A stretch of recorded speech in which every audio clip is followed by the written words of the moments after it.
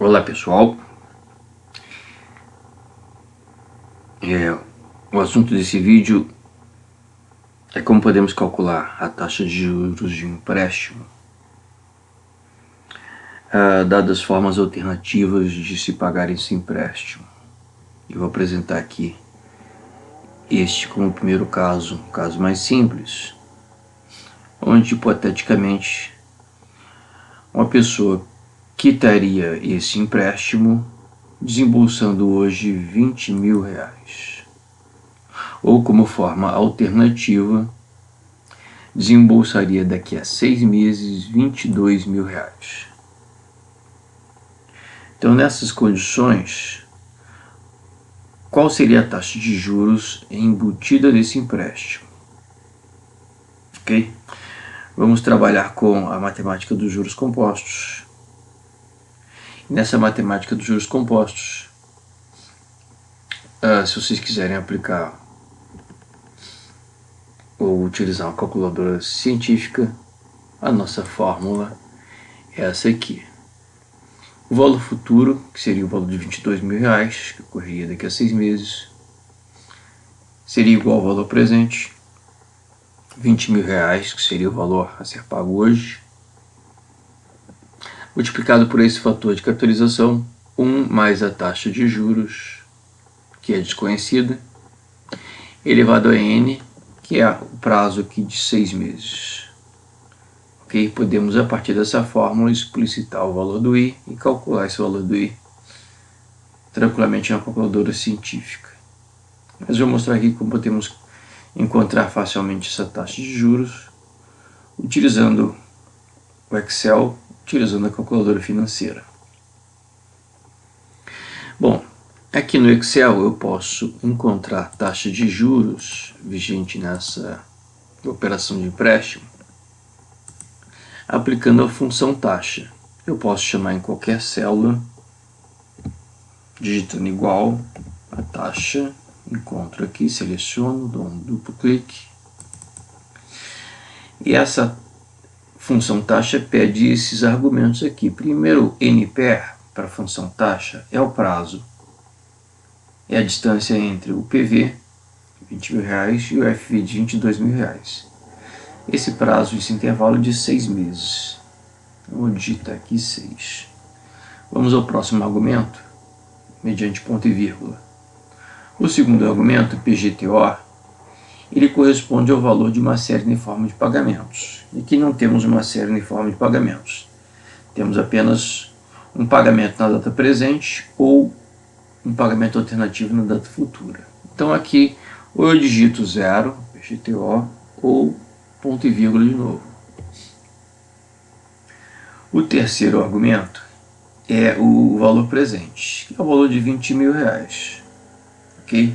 E eu já antecipo que o próximo argumento é o valor futuro, R$22.000.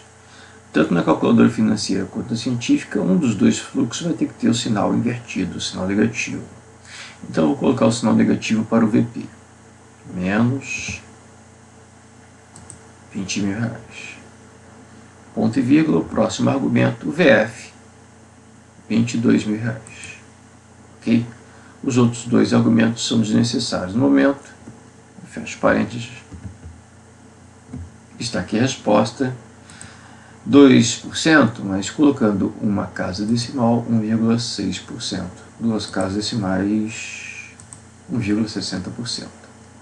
Então essa é a taxa de juros vigente nessa operação de empréstimo, onde ou eu quito a dívida desembolsando R$20.000 hoje, ou eu quito a dívida desembolsando R$22.000 daqui a 6 meses.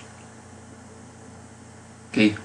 Eu também posso encontrar essa taxa trabalhando com a função TIR, onde para trabalhar com a função TIR eu tenho que colocar os fluxos de caixa em ordem cronológica. Quais são esses fluxos de caixa? R$20.000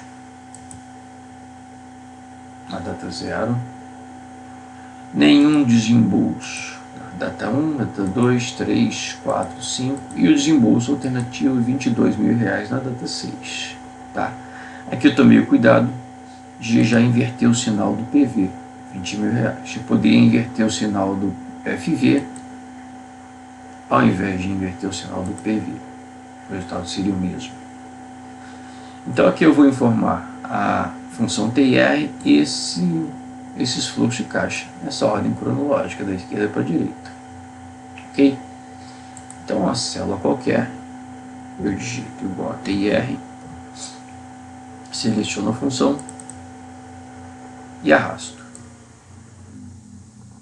Fechando parênteses, está aqui o resultado com uma casa decimal, com duas casas decimais. Ok? Bom, como é que nós podemos calcular, encontrar essa taxa de juros na calculadora financeira?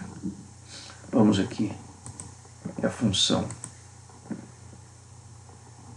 calculadora financeira. Temos aqui um simulador da calculadora financeira, onde a primeira forma, trabalhamos com Excel, utilizando a função taxa, ela exigiu que eu informasse o PV e o FV, um dos dois com sinal negativo, e informando o prazo de 6 meses. Na calculadora financeira, eu informo 20 mil como PV, eu vou inverter o sinal. Para inverter o sinal, a tecla CHS. E vou dizer a calculadora financeira que esse é o PV. E vou informar o FV, 22 mil. Esse é o FV.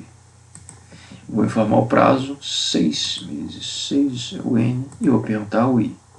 Aqui o I de 1,60%. Se eu quiser mais casas decimais, F3, 3 casas decimais, ele já aparece 1,601, ok? Mas com 2 casas decimais,